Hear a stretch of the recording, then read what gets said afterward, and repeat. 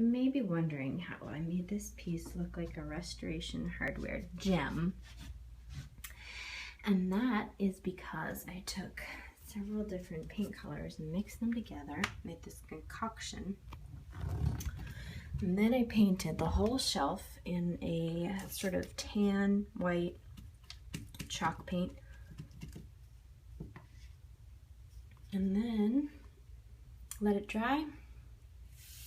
Put my concoction on here. Just paint it pretty liberally.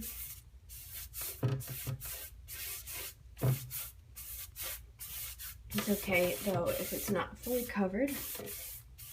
And then take a rag and wipe it off.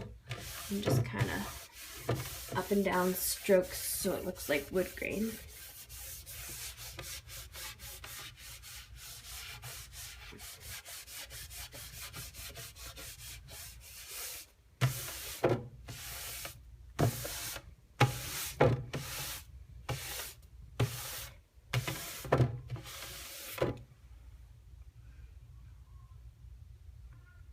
And then it looks like that.